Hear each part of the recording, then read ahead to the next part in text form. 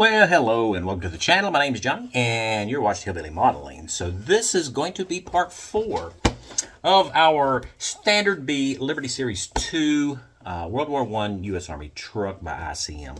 And here in part 4, we're going to pick up where we left off in the last video, which was working on that canvas and doing some sanding there.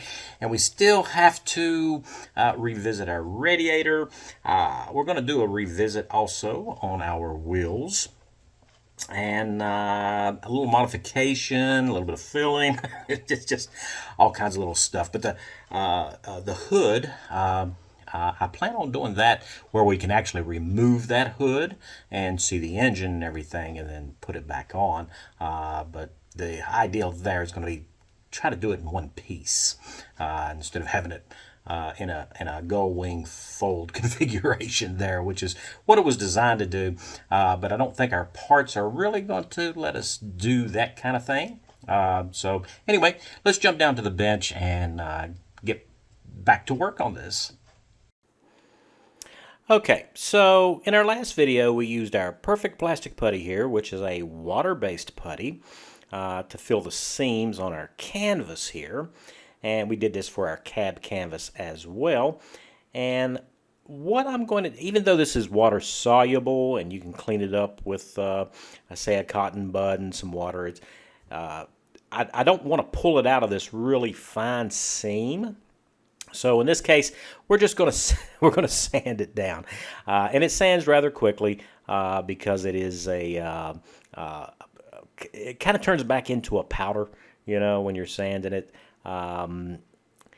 So I am going kind of crossways with it. I don't want to sand long ways with the seam, because if we do that, we may pull a little bit of that putty out of there, which would, you know, that would defeat the purpose of putting the putty in there in the first place. So kind of staying with a crossways sanding and hitting it at different angles, I think is going to help us maintain that putty in that specific seam. But we can clean up the edges with it later using the water, but I don't want to soften it. So we're just going to sand it down, and it sands really quick, as you can see. So I do like to use a brush just to kind of clean everything off a little bit so that I can check our progress there. And as you can see by that nice white straight line we got there, the putty is staying right where we want it. So it's going to take a little bit more sanding to get this down where we need it to go. Now when it comes right here to the ends of our canvas, these end sections, we don't want to sand crossways there on those nice folds that are molded in. So we're kind of going to work our way around it. Just kind of staying with the, well, if this was wood, it would be going with the grain, but here we're going with the folds, and just cleaning up the edge there, and we'll get this sanded down as well. And we have to do the opposite end as well. Now, of course, all this sanding kind of makes a mess on our mat, so I do have this little desktop cleaner, and it is a it's a desktop vacuum cleaner. So it works really good, especially for picking up this really light stuff, and also for any scrapings or anything from cleaning up polystyrene parts. It works really good. So and they only cost like 10 or 12 bucks. So if you don't have one, get yourself one of those. Now, the edges here, I need to kind of clean up where I've got it all over the place there. So we can go back to our cotton buds and our water. We just don't want to get this down on the sanded seam, but all the excess, because I was kind of messy when I put this on, it cleans right up. As you can see, that water will soak right into that perfect plastic putty, and we can just wipe all that excess around the perimeter completely off of it there. And of course we're going to do the exact same thing when it comes to the cab canvas. So this is the top for the driver's section, and we're just going to clean that up and get it sanded, and then get all that extra perfect plastic putty there off of it. Let's take a look at one of our reference photos. Now you can see the rope that holds the canvas down to the truck bed, and we kind of want to try to replicate that a little bit. We've already prepared our hooks for our rope in our last video. So now we need to modify the canvas itself to accept our rope that's going to tie all this down. So looking at our hooks, they're not perfectly spaced. The rear two spaces are closer than the front two, up towards the front of the actual bed. So I'm just going to pick a spot in the middle of those. I'm not measuring this out. We're just going to go with it. And I just want to be kind of in the middle between the hooks. And this is going to give us our reference point where we want to put a hole for our rope to go through the canvas. So with that done, we'll take a 1 millimeter wide piece of masking tape here. And I'm going to use this as my spacer to determine exactly where I need to put our little mark here. So we've got the pencil mark, and now I'm just putting a little divot in, a mark with our X-Acto knife that's going to guide our drill bit so that when we go to drill it, we're going to be right where, right where I think I want the hole anyway. And we can just move on down around the canvas here. Just peel our tape off, put it down even with the bottom edge, and that's going to give us a constant 1 millimeter spacing from the bottom. We don't want to be too close to the edge when we go to drill this out. We need to have enough polystyrene there so that it kind of stays in place there. And we'll go around our entire canvas here, and we'll do both sides. And we don't want to forget about the end part of our canvas here. We're going to use our 1 millimeter wide tape there, and then we're just going to move inside there about 1 millimeter, and we'll put us another little divot there because this rope is going to be pulling the corners of this canvas down. So we're going to need to mark those as well, and then we'll do the other end piece the same way. So next up, we need to kind of choose us a drill bit here to make the holes in the canvas. And we're just going to use our thread as kind of a reference. I think this is like a 0.7 millimeter. And we're going to put that in our, to me, a handy drill. I really love this drill.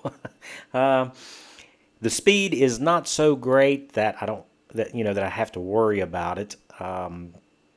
It drills plenty slow enough, but it's got plenty of power to take care of drilling polystyrene. That's not a problem. So I'm going to kind of just clean this one hole up a little bit and kind of check it with our thread. And it kind of looks like maybe 0.7 might be just a little bit bigger than what I want it to be. So I think we'll change our bit and go down a size. We'll change out to a 0.6 millimeter. And we'll just go ahead and drill the rest of our holes. And so we used our X-Acto knife there to make that little starter divot. That way our drill bit's not walking away from exactly where we want to shoot these holes. And we'll just go ahead and go around our canvas there, and we'll drill out all of our holes. Now when it comes to drilling holes in polystyrene, you tend to leave like a little burr at the entry point, and then of course when it exits you'll have another burr there. So I'm just going to clean these up. I'm just using a regular twist drill bit here. Now this is larger, at least twice the size of the hole that we drilled, and we can just lightly spin it right on the surface there of that hole, and that will clean those little burrs up for us. Just don't put very much pressure at all because we don't want it to really dig in to the polystyrene here. We just wanted to clean those little burrs, especially on the inside here. We have those exits, and it kind of pushes a lot of material out towards the perimeter of each one of those holes. So by doing this, we can clean everything up, and it works really well for us. So moving back to our radiator, we need to finish this up. So I'm just going to make sure that everything is ready to go here, just making sure that we've got a nice even ledge right there where it sits down onto the frame of the vehicle. And then with that done, looking at our instructions, we do have some parts that we need to install. Now these are the springs that holds the radiator frame down to the actual truck frame. They are numbered different, and of course we got the cap that goes on, and I know the springs are numbered different, so I left them on the sprue piece here, and we're going to put them on the correct side, but to me, in my eye, they look identical, and I don't think anybody would notice if we mix them up. But we're not going to mix them up, or I'm going to do my best not to mix them up anyway. Now, leaving the parts on these little spruce sections allows me to do the little cleanup that I need to, and then keep the parts from getting lost until I'm ready to actually use them. And all we got to do is cut it free from the sprue gate there, and put a little bit of me extra thin right in that slot where the spring goes, and then we just set it into place here. Now they'll only go in one way because of the way the tab is set, so you don't have to worry about getting it upside down. And I'll just put some extra cement on it just in case. I really don't want these little bitty parts to fly off anywhere. So that's what it looks like. So that's one spring down, and we need to put the other one on. So using a sharp set of sprue cutters, if you don't have a real good set of sprue cutters, you don't know what you're missing because they will cut that nice and straight for us. As long as we do our part and line it up correctly, we're fine.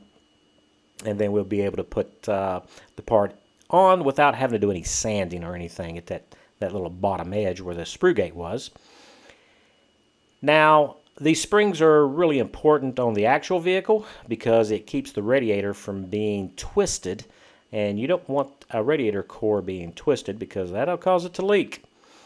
So, on to our radiator cap. Now, it's kind of an unusual cap, but not what we're used to seeing. So, if you remember, we did all that filling on the top of the radiator, and our cap doesn't really sit down the way it's the way we have modified this top of the radiator to make it look like the original on the real vehicle. The little bolsters on the ends of it here, where the bolts go through it, are molded a little long for the modification that we did to the radiator with the filler and stuff. So I'm just trimming the ends of them off here so that I can get a better seat. And of course it still fits just a little loose, but I think we're going to be okay there. And we'll just add our to me extra thin there and secure that into place. Now with that secured, and I do give it a couple of minutes to dry, I noticed a seam right down the top of that cap there. So we're just going to scrape that down. Just use our X-Acto knife here and clean that little seam line up there. And that's a mold seam. I kind of overlooked it, but it's easier to do it now that it's attached to the actual radiator, because now we've got something else to hold on to, and it just makes the cleanup so much easier. So we'll fix that. And as it turns out, I kind of cut a little bit more than I needed to. So when we trim this cap, I do have a gap now that I really didn't intend to be there, but that's all right. Back to our perfect plastic putty, and we are just going to take and fill that gap. And I'm just using a toothpick here, or a cocktail stick, or a tooth splinter, or whatever you want to call this thing. I don't know. And we'll just kind of roll that right up into those little gaps there and get it pushed in really good. That way it'll have a good grip on those parts. And we'll set it aside and let that dry for a few minutes. Now with it dry, I can come back in with a cotton bud and kind of clean that up with just wetting that cotton bud just a little bit there. And going to get the bulk of it off here by using this method, but I don't really want to get too aggressive on the top of the radiator because we do have perfect plastic putty there too. Now I did seal that perfect plastic putty after sanding with some Tamiya Extra Thin, which helps its durability, but I don't want a chance, getting it too saturated with water. So by dipping a cocktail stick into a little bit of water there, we can kind of sculpt this because we've already reintroduced it, I should say, to water, and it has started to soften a little bit when we wiped off the excess. The big part of the excess of it. And now we can just kind of clean that up really good there, just using that toothpick for that. So on our cab here, right in front of our spotlight, there's a little notch there where the base of it is keyed in, but I don't think that notch is supposed to be visible on top of the cowling there. So we're going to go ahead and fill that with perfect plastic putty too. So now at this point, we kind of want to get our hood taken care of. So I need to set the engine back into the chassis here. And well, we're not going to cement it because we're going to paint that later.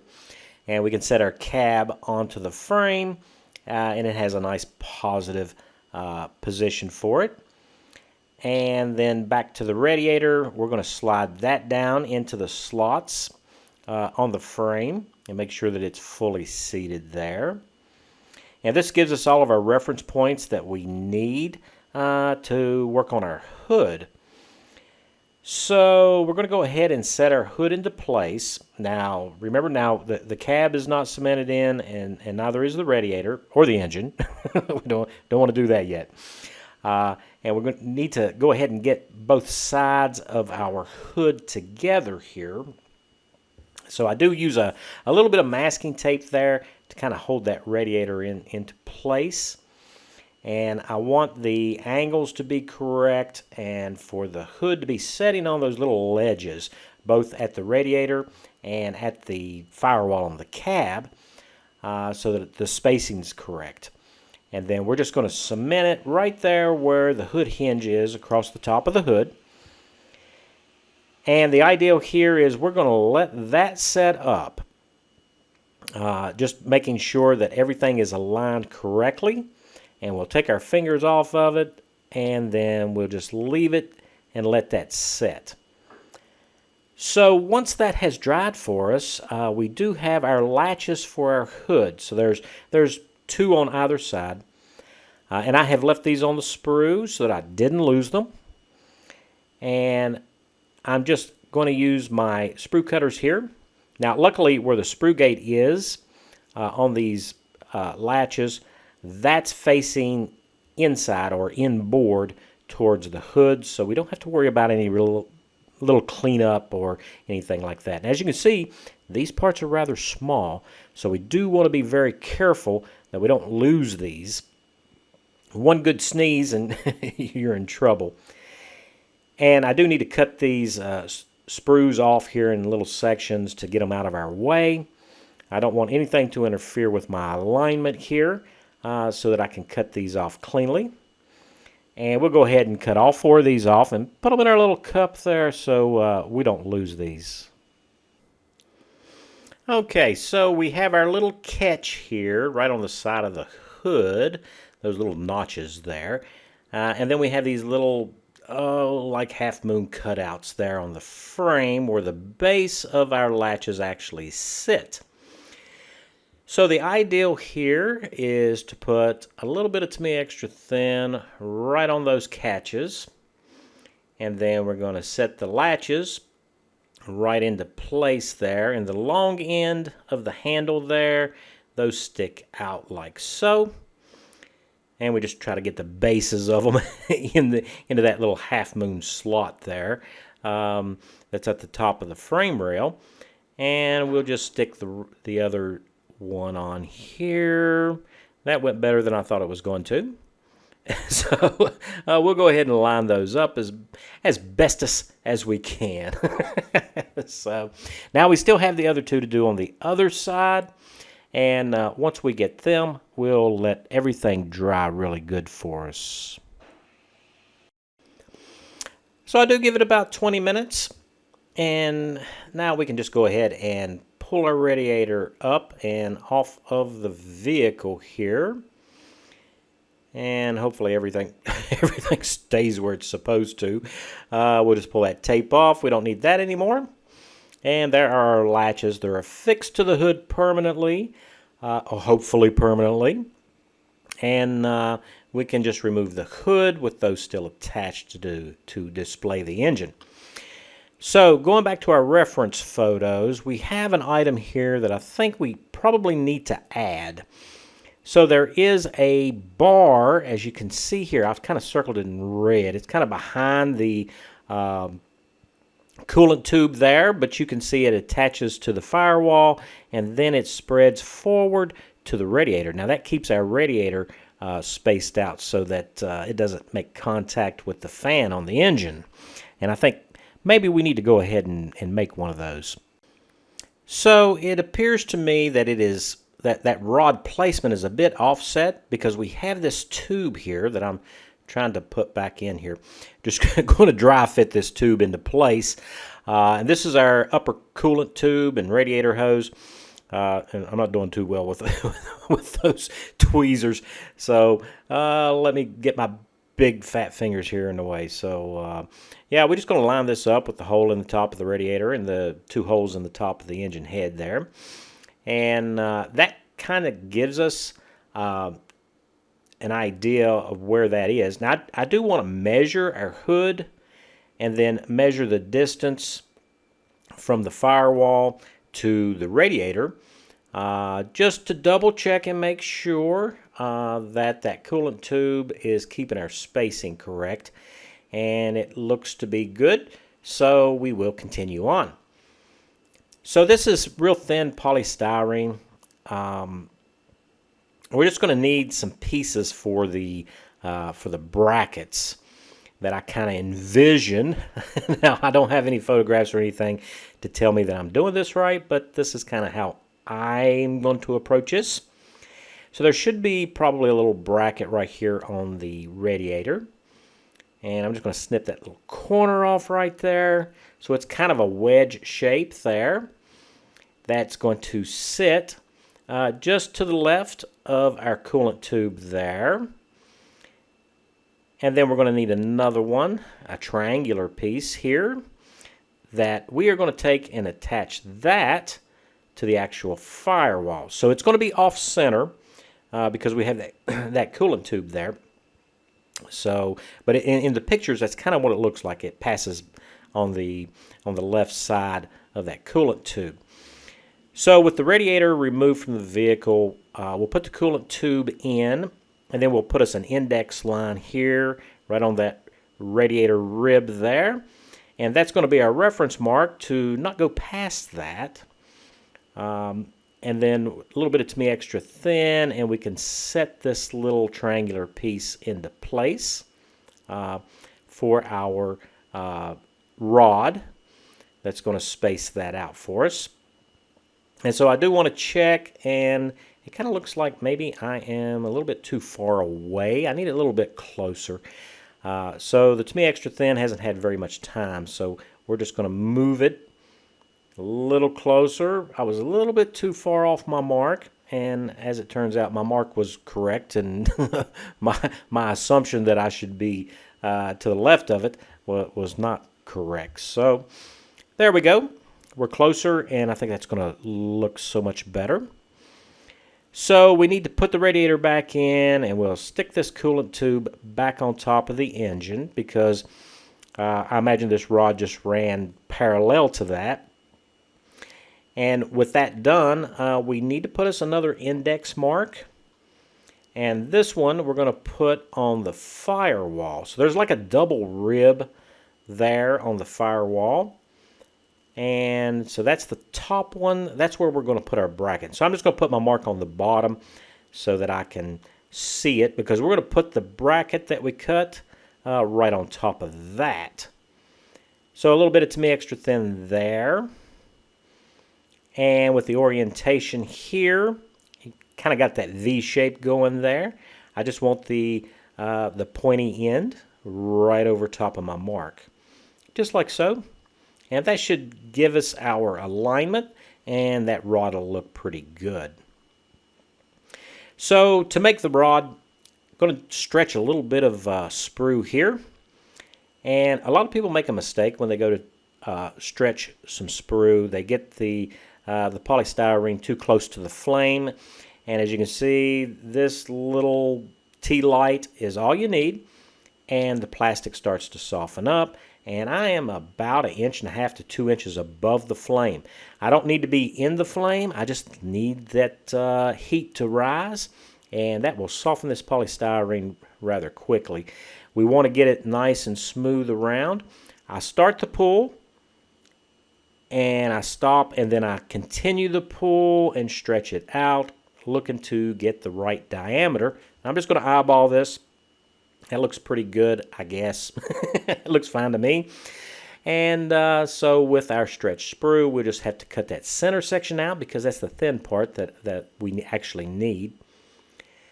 So with everything kind of dry assembled back together, we're going to get this rod the right length. And we just need to trim the ends of it so that it's going to set on those two brackets. Now we can cut this rod a little bit short, and that's not going to be an issue for us. It doesn't have to be exact, because when we go to cement this into place upon final assembly, it's going to set on top of those brackets that we put in there, and that gives that a little bit of leeway there so that we don't have to worry about it being perfect.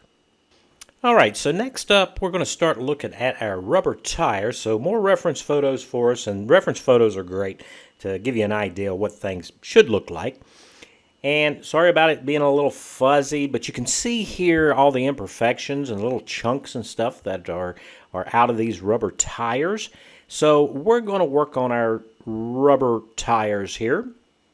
Now these were solid tires. Now to get that really sharp, grainy, skid kind of lines and stuff around the tread there, I use that 180 sanding stick to do that.